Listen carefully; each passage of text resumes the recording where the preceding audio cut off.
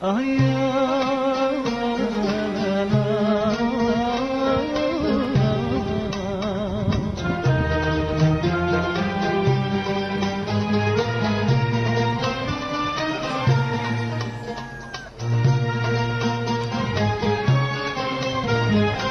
suis religieuse.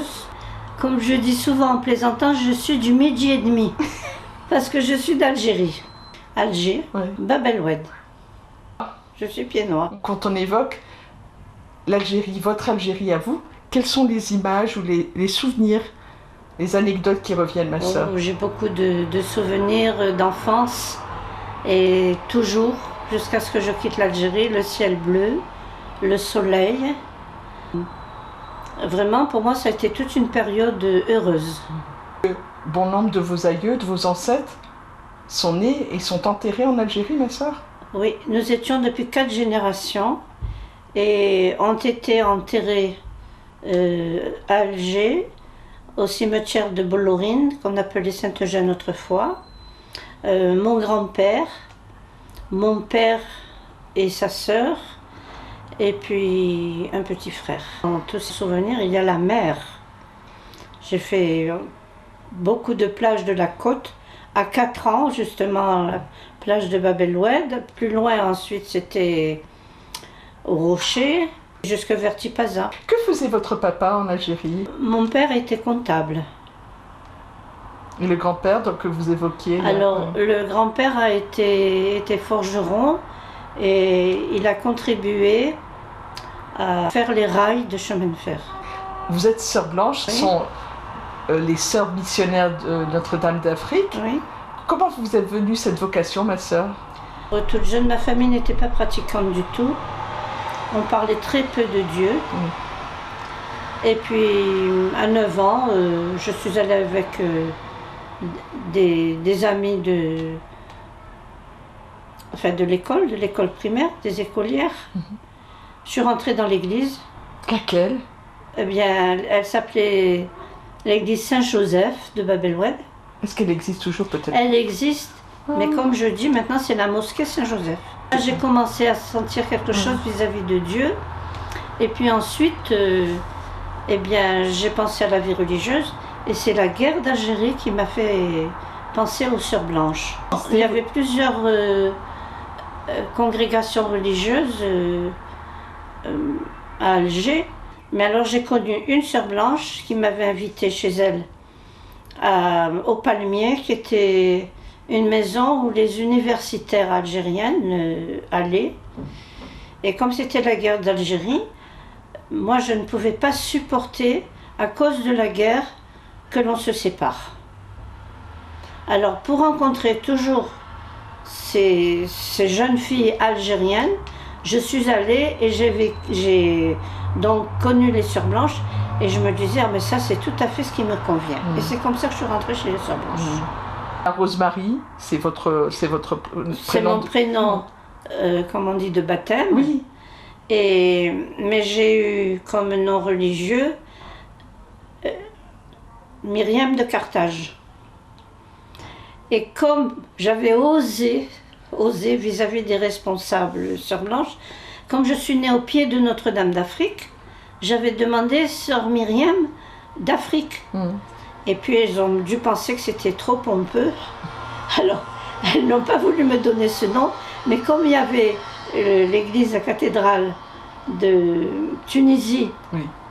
Notre-Dame de Carthage, alors elles m'ont appelée Myriam de Carthage. Quand j'étais en Kabylie, à l'école primaire où j'enseignais, Où ça, dans quelle ville? à Bouno. Et alors les enfants m'appelaient Myriam de Cartable.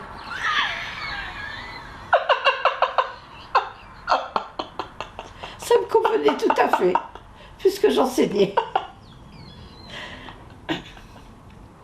Et vous arrivez à quel moment, Kabylie, ma sœur? Eh bien, j'étais jeune religieuse. Ça devait être vers les années 65-66. Ces souvenirs, je les ai toujours, même ces dernières années où j'allais encore. Pour moi, ça a été la montagne et les femmes qui étaient dehors, Parce qu'à Alger, les femmes du pays, les autochtones, elles étaient toutes voilées avec leur haïk blanc. Et elles n'étaient pas voilées. Et les très beaux costumes kabyles. Alors ça m'avait enchantée. Et le contact avec les Kabyles, entre autres, que vous avez croisés, c'est passé comment? Très très bien. Vous aviez un rôle particulier quand même en Kabylie par rapport auprès des femmes et des jeunes filles. L'instruction dans les écoles, d'autres sœurs qui soignaient des malades. On avait parlé, pardon ma soeur, je pense à ça. J'avais dit que je connaissais, ma grand-mère maternelle l'avait surnommée Tamichléout parce qu'elle était à l'hôpital de Michelet. Oui. Françoise Potvin. Oui, et Tamichléout.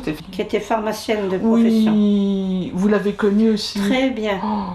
Très très bien. Sœur Françoise. J'ai connue après en France, avant qu'elle ne meure. Oui. Effectivement, il y a le rôle au niveau de l'instruction.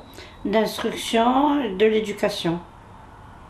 Et puis de l'ouverture au monde, puisque les dernières années, avant de revenir ici en France, justement, à l'école de broderie que tient la sœur Elisabeth, à Fort National, j'ai donné des cours de culture générale.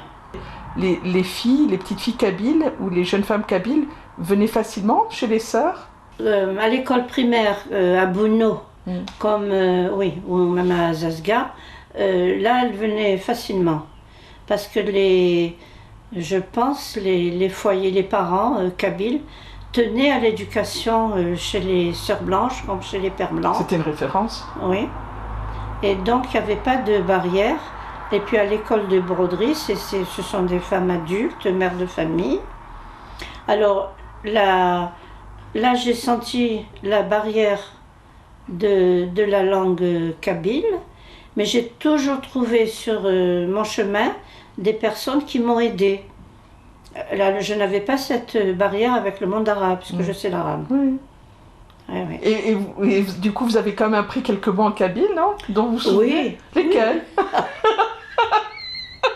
C'est pas un examen de passage, ma soeur. Aslama, Beslama, Sahet. Et alors, les petites filles, j'ai beaucoup aimé les petites filles kabyles à l'école primaire, surtout à Bouno. Siaka. Siaka. Siaka. Pourquoi? Parce qu'au début, je ne comprenais pas. Ah, oui. Comme à Bouno. À Bouno, il pleut beaucoup. Oui. Et, enfin, l'hiver. Oui. Et puis, il y a la rivière. Bon. Et les petites filles, il y avait des petites filles, c'était le primaire, même des bouts de choux, des fois, qui restaient collés dans la boue avant qu'on rentre en classe, qu'il fallait sortir des bottes pour les rentrer en classe. Et puis les pauvres, quand le tonnerre arrivait, l'orage arrivait, elles se mettaient à crier, elles voulaient partir. Moi j'avais demandé à la directrice, qu'est-ce que je dois faire? Elle me dit, il faut les faire partir aussitôt, parce que la rivière monte, et les petites d'une montagne à l'autre pour aller de l'autre côté, elles doivent passer cela. Alors, et puis parfois, alors comme moi au début je ne comprenais pas, je ne voulais pas qu'elles sortent de la classe. Oui, vous pensiez les protéger en les gardant à l'intérieur au sec. Alors, moi je finissais par me fâcher sur elles, et je leur disais, si encore. En Algérie, la particularité des pères blancs et des sœurs blanches, c'est quand même que, même si vous étiez là pour assurer effectivement des fonctions œcuméniques, auprès des petits kabyles, c'était pas le cas. Non. On a eu la consigne par le cardinal de respecter la religion musulmane et de ne pas faire de prosélytisme. Et par la suite, quand je suis revenue en Algérie, après mes années de formation en 63, les évêques à l'époque, Monseigneur Tessier, il y avait Monseigneur Scotto qui était du pays, dont on a beaucoup parlé. Puis moi, je voyais qu'il y avait des kabyles, des jeunes adultes qui venaient vers nous et qui nous posaient toujours des questions au niveau religieux. Et moi, je vois Monseigneur Scotto qui était du pays, qui m'avait connue toute jeune. J'étais devant, j'ai dit, qu'est-ce que je dois faire? On ne doit pas leur parler de religion. Alors il m'a répondu, il me disait, comme il m'avait connue toute jeune, tu ne dois pas leur parler de notre religion, mais s'ils te posent des questions, tu dois répondre. Tu réponds objectivement, mais c'est tout, pour ne pas faire de prosélytisme. Alors, et j'ai toujours vécu ainsi. Quand je suis arrivée en 63, je ne connaissais pas encore la Kabylie, j'ai enseigné, je me suis occupée des jardins d'enfants avec la ville d'Alger et le professeur Mantouri, que j'ai beaucoup apprécié, qui était maire d'Alger. Et c'est lui qui avait demandé aux Sœurs Blanches, comme on a commencé pour que les femmes se mettaient au travail, il fallait des jardins d'enfants.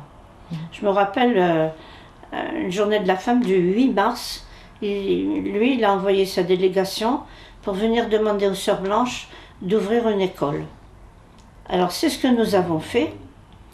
Et puis après, quand il y a eu les nationalisations des écoles, on a dit qu'est-ce qu'on va faire? Je dis puisque c'est la nationalisation et puis l'arabisation, nous devons enseigner l'arabe. Moi, qu'est-ce que je dois faire?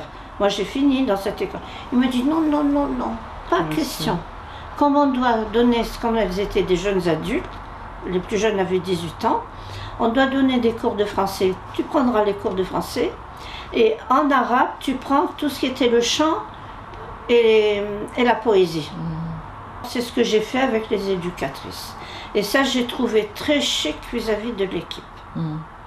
Vraiment, j'étais avec eux sans grande différence. Ils étaient enseignants, j'étais enseignante. J'ai beaucoup apprécié. Les Sœurs Blanches, finalement natives d'Algérie, vous en avez connu beaucoup? Elles venaient d'ailleurs, et pour beaucoup de France, mais comme on est international, oui, de différents pays, comme la sœur Elisabeth, allemande. Sœur Ange-Marie, allemande aussi. Oui, bon. Quand on est jeune, qu'on rentre dans la congrégation, elle nous demande où est-ce qu'on veut aller. Alors il y en a qui ont demandé d'aller en Afrique subsaharienne. Et puis moi j'ai dit, alors elles m'ont dit ça vous dit d'aller là? Je dis non, moi ça ne me dit pas. Je voudrais rester en Algérie ou en Afrique du Nord, j'avais dit. Et délicatement, et puis en me respectant, elles ont dit aucun problème. Bon, alors c'est comme ça que je suis restée à Alger. Pour rester à proximité de votre famille, de vos proches? Ma famille est partie en 65. On n'est pas partie en 62. Et en 65, quand il y a eu aussi les nationalisations pour le travail, et puis comme j'avais des nièces qui étaient au collège, elles étaient jeunes, et puis enfin mon frère, sa société a été nationalisée, a dit je veux que les enfants fassent des études françaises en France. Puis comme ça a été nationalisé, pour le travail, il a été obligé de partir. Oui. Mais votre famille n'est pas partie dans la précipitation, c'était quelque chose qui s'est fait... Et même, à certains moments, il voulait rester. Mais à cause des nationalisations, ma sœur aussi, pour son travail, elle a été mutée en France. Alors, donc, elle est partie avec ma mère, et puis bon... puis la grand-mère, et voilà. Alors pour répondre à la question, pas beaucoup de sœurs natives du pays, on n'était pas très nombreuses, et peut-être au maximum une dizaine, et même pas. Et maintenant nous ne restons que 2, parce que les autres, moi je fais partie des jeunes, même si j'ai 83 ans, on a beaucoup moins de vocation en Europe. Vous évoquiez le fait que vous êtes à Alger au déclenchement de la guerre d'indépendance. Oui. Vous sentiez venir les choses? On était inconscients, sauf mon père, parce que, et puis on ne pensait pas du tout qu'on allait quitter ce pays. J'avais 16 ans quand la guerre s'est déclarée. Et mon père a dit, les enfants, ne vous faites pas d'illusions, maintenant on fait des économies pour pouvoir partir. Et puis mon père, lui, est décédé. Oui, il est enterré à Alger, comme vous le disiez tout à l'heure. Et bon, il est parti assez subitement. Il n'a pas vécu, il n'a pas vu ses... Mais alors moi, pour ce que je n'oublierai jamais, ce 1er novembre 54, j'avais 16 ans, c'est comme si on m'avait matraqué. Ça m'est tombé sur la tête que la guerre était déclarée. Vous êtes posé même la question de l'intérêt de rester, comme votre papa l'avait évoqué, l'intérêt de rester en Algérie. J'ai eu peur, mais... pour moi, je ne voulais pas quitter le pays, et c'est ce qui m'a toujours maintenue pour revenir en Algérie pour rester en Algérie. Mais la peur, nous l'avons eue. Par exemple, quand il y a eu tous ces attentats de bombes, moi j'étais à ce moment-là, j'ai commencé à enseigner chez les religieuses, en petite classe enfantine. C'est pour ça qu'après je me suis spécialisée pour les jeunes enfants. Et à chaque fois qu'une bombe éclatait, et ma sœur était vendeuse dans une boulangerie-pâtisserie. À la récréation, je partais en courant pour voir si c'était pas chez ma sœur. Et ma sœur faisait aussi, dès qu'elle pouvait s'échapper, venir voir si c'était pas du côté de l'école. On a vécu cela. Vous évoquiez tout à l'heure Monseigneur Tessier et Monseigneur Scotto. Oui. C'était des enfants d'Algérie, hein. Oui. Bon, le père Scotto était natif, mais le père Tessier, il a opté pour l'Algérie. Il a pris la nationalité algérienne, comme le père Scotto après. Nos relations avec les musulmans, pas des intégristes, pas des fanatiques. C'est comme ça qu'on les appelait à l'époque, parce que la notion d'algérienne n'existait pas avant l'indépendance. Mais avec les musulmans normaux, j'appelle ça normaux, on avait de très bonnes relations et j'en ai encore. J'en ai encore. Et ça, et je me souviens quand, jeune sœur, je suis revenue en Algérie, je voulais retourner Et puis d'ailleurs, mon frère s'était lié d'amitié avec une famille algérienne. Ils m'ont invité, et puis un qui avait travaillé avec mon frère, et que mon frère avait aidé à monter, sur le plan professionnel, ils ont voulu que j'aille m'asseoir dans le fauteuil et au bureau de mon frère, et des musulmans. Et j'ai plein d'exemples comme ça. Oui. Nous étions en bonne relation et nous restons en bonne relation avec certains. Vous vous souvenez de l'adresse de l'immeuble que vous habitiez à Bab el Oued? Oui, inoubliable. Si vous allez, vous pouvez aller voir ça. J'irai pour vous, oui. Alors, c'est la cité Camus. Oui. Maintenant, c'est au 51 boulevard Salah Touati. Avant, c'était 51 boulevard de Champagne. Et alors, il y a une sœur qui a été, il n'y a pas longtemps, elle était encore en Algérie. Et c'est un passage pour aller à Notre-Dame d'Afrique, depuis El Billard. Il y a beaucoup de voitures. Et elle me dit, à chaque fois que je vois l'immeuble, elle me dit, c'est incroyable. On a beaucoup construit autour, on a fait tomber des vieilles maisons. Et cet immeuble... Il a résisté. Parce qu'on l'appelle la cité Camus. Et je crois que Camus, c'est pas je crois, certain, a beaucoup œuvré. C'était une cité d'anciens combattants. Le 51 et le 11 boulevard de Champagne, c'était des cités de... Oui, parce qu'en d'autres temps, il y a tellement d'immeubles qui ont été rasés. Et c'était des appartements en copropriété. Et l'immeuble, ils refont toujours le ravalement, tout est impeccable. J'irai lui dire bonjour de votre part. Voilà. Vous disiez tout à l'heure que vous retourniez jusqu'à il y a quelques années en arrière en Algérie. Vous avez eu l'occasion une fois... Non, je ne retourne pas. Oui. Non, je suis... Bon, une première fois, et puis je suis retournée en 2004, je crois. C'est parce que c'est Monseigneur Tessier qui m'avait demandé de revenir. Parce que je suis restée ici, j'ai eu des problèmes de santé. Et puis après, comme j'allais mieux, il m'a demandé, je suis restée 4 ans, et je suis revenue parce que j'ai eu ma soeur bien malade, qui pendant 6 ans a lutté avec un cancer. Et donc, bon, après, je ne suis pas retournée. L'Algérie vous manque? Parfois. Moi, ce qu'il me manque, comment? J'ai eu du mal à m'adapter ici. D'abord, les premières fois, même avec des sœurs françaises, nous parlions la même langue française, mais on ne se comprenait pas. Je veux bien vous croire. Et entre les oui et les non. Souvent, oui, je dois faire ceci, ou non. Et ça, je ne comprenais jamais, et même encore, je ne comprends pas. Bon.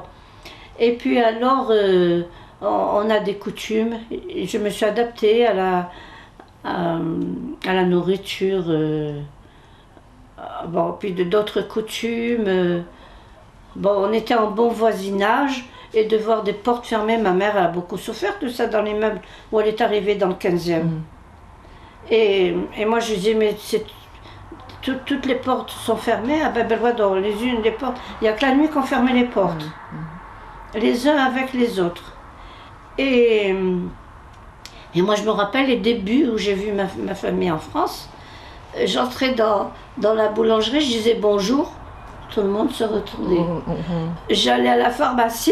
Tu disais bonjour aussi. Je disais bonjour, tout le monde se retournait. Et ma mère m'a dit, je te donne un truc. Tu vois quelqu'un, un petit chien au bout d'une laisse, que conduit une dame, parle avec le petit chien. Tu vas voir que elles vont te parler, cette personne. Alors, bon, j'ai dû m'adapter. Quand vous étiez en Algérie, vous participiez, vous étiez, en plus en tant qu'Algéroise, une fille du pays. Vous alliez chez les musulmans, entre autres chez les Algériens, à l'occasion des fêtes religieuses. Oui. Alors les fêtes, bon, on partageait les plats pour les fêtes. Mais alors, on assistait, on était invités à des mariages et même des circoncisions. Vous aviez de la chance.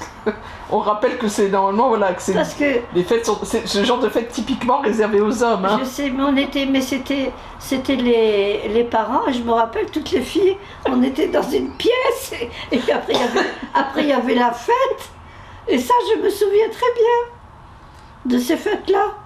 Parce que vous étiez un membre de la famille, en fait. C'était. Oui, et puis comme on était en bon voisinage, c'était les parents qui disaient à ma mère n'aimait pas trop ça, elle disait bon, mais allez-y, puisque toutes les autres y vont, vous êtes ensemble. Et les mamans disaient, mais vos filles vont venir, hein, vos filles vont venir. Surtout moi qui étais la plus jeune. Alors c'est comme ça que j'ai appris beaucoup de choses et.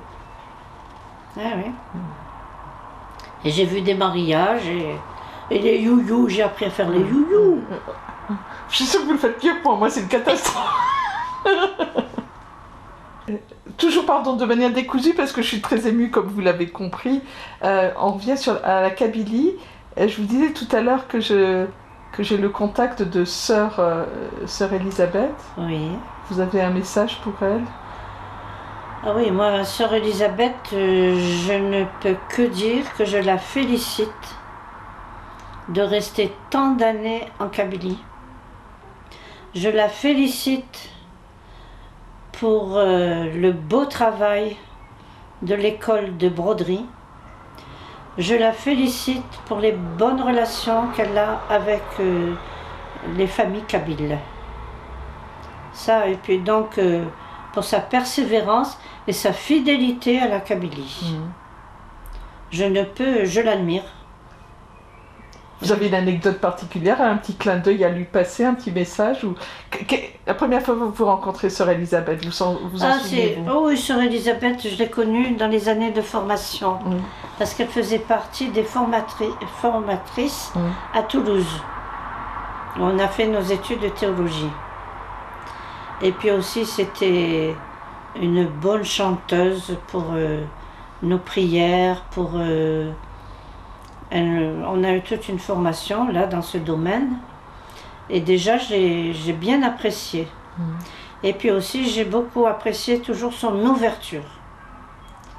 Parce que des fois la religion, il y a des tendances. Ça existe partout. Bon, chez les musulmans, comme chez les chrétiens ou chez les protestants.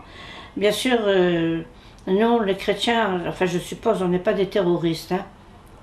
Peut-être que ça se vit en Palestine, j'en sais rien, avec les différents partis. Mais on n'est pas des terroristes.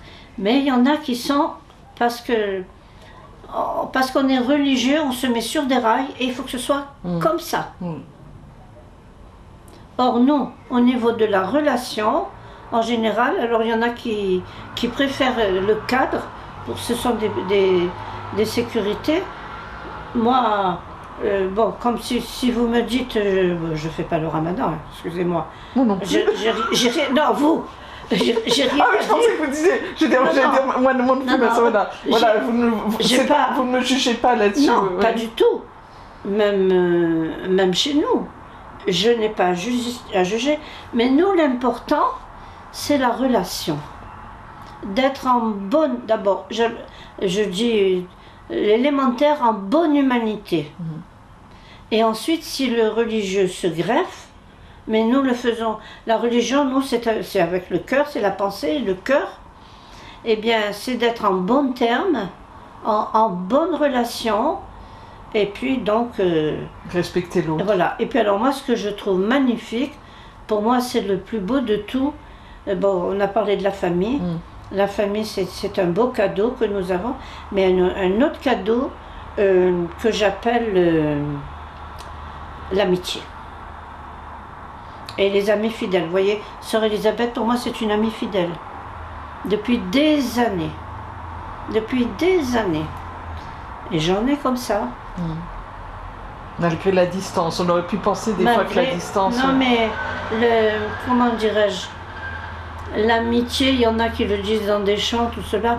La distance n'existe plus. Malgré l'événement. Yolande Roy. À laquelle on pense et on lui souhaite un bon rétablissement. Sœur canadienne, hein? Une sœur canadienne.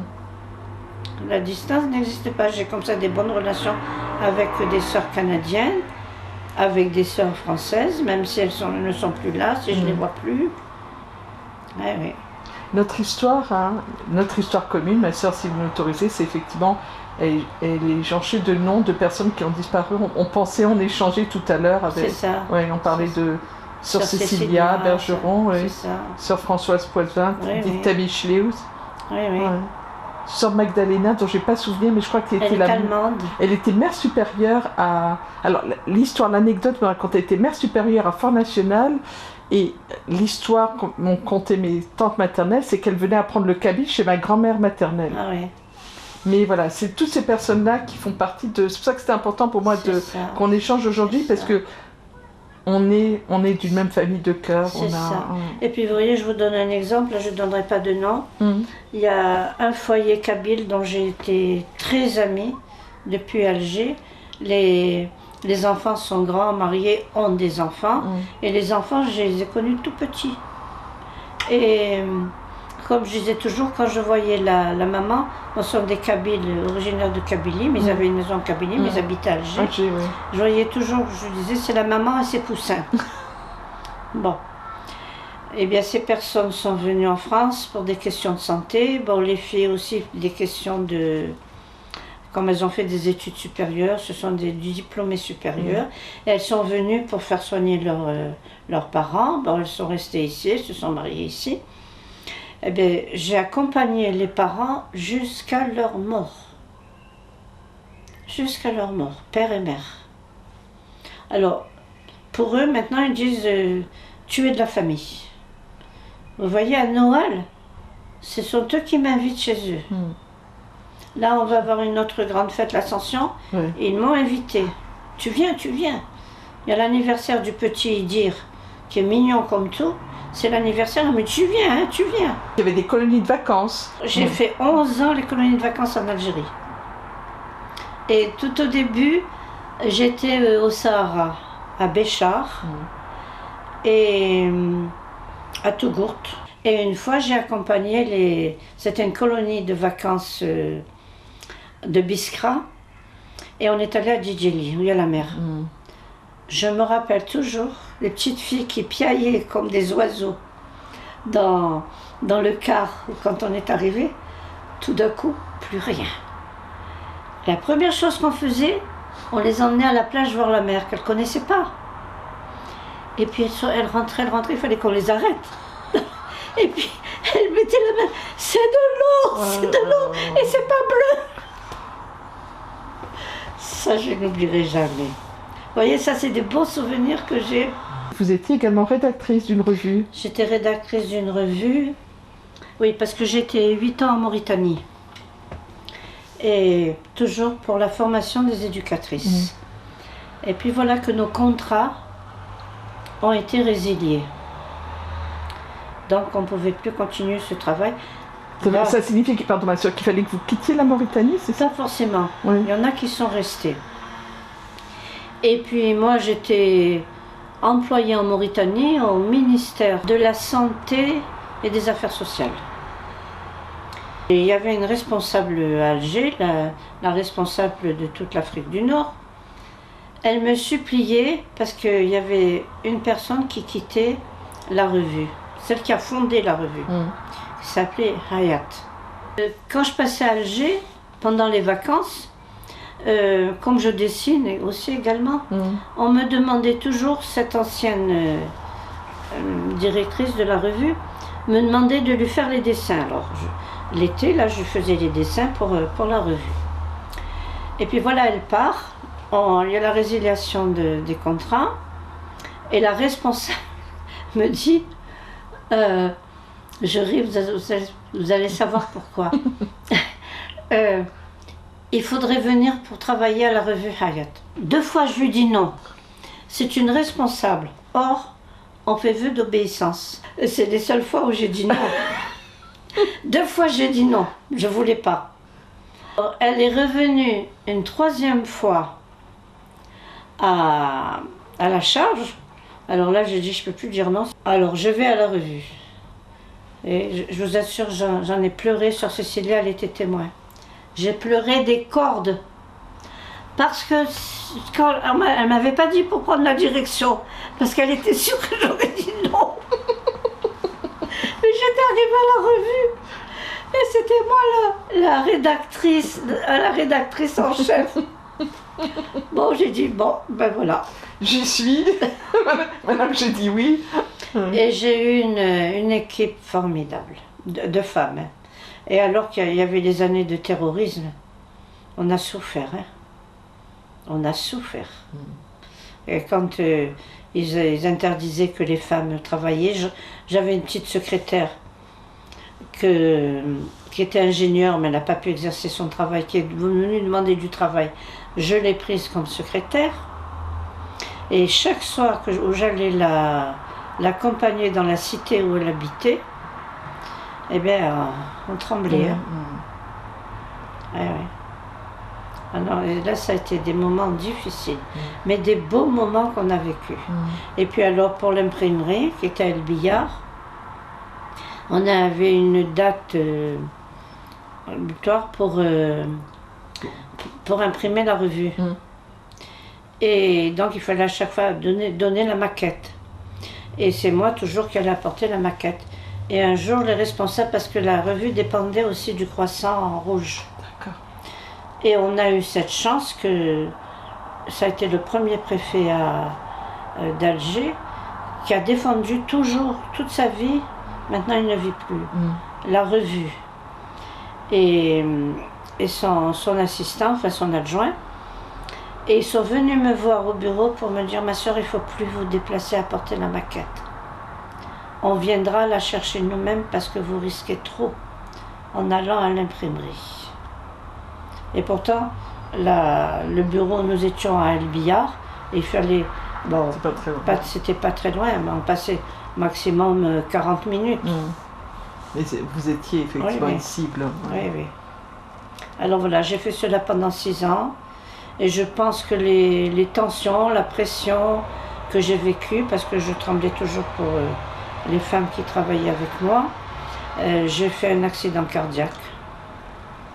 Et j'avais l'angine de poitrine, je ne savais pas. Et c'est le médecin qui m'a vu, a dit, là c'était pas à Alger quand j'ai fait l'accident, a dit il faut qu'elle aille vite voir un cardiologue parce qu'elle va vers l'infarctus. Et puis quand on a constaté cela, on a dit non, il faut plus. Le stress n'est pas bon. Alors je suis venue me faire soigner en France. Et puis après, quand ça allait mieux, sur le plan cardiaque, c'est là où Monseigneur Tessier m'a redemandé. Ouais. Voilà. Voilà une belle histoire partagée. Vous m'autoriserez peut-être une dernière... Faites-moi une faveur, ma soeur, si c'est possible. Vous parliez de chant tout à l'heure ou de prière. Est-ce que s'il fallait qu'on évoque effectivement l'Algérie au travers d'un texte, d'une chanson, d'une prière, laquelle vous vient là? Je voudrais vraiment que, voilà, terminer Mais sur... je n'arrive plus à la chanter maintenant, Oui. c'était la gazelle, Razali, Razali. Ah, je connais pas. Oui. Et puis, C'était une chanson que vous chantiez avec... en arabe, que avec- j'apprenais aux éducatrices. Oui. Il y a d'autres petits chants aussi. Mais là, la mémoire, comme je ne pratique plus Ouais, cela, ouais. la mémoire, Razali, Razali, la la la la. Je suis comme Toto, je dis. Je me rappelle. L'air, j'ai oublié la chanson. J'entends votre humour. Il y avait ça, et puis il y a. Ah, Katati Sarira, Ismu Anamira, Sharuadalilu, sur le chat qui joue avec sa queue. C'est génial. Katati Sarira. Ah.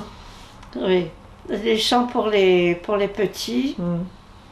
Eh oui. Des beaux souvenirs. Hein. Je ne vis pas forcément dans le passé, Oui. mais j'ai quelques souvenirs comme ça. Bon, ça m'a fait plaisir de vous les raconter. شكرا تنمير Arfan.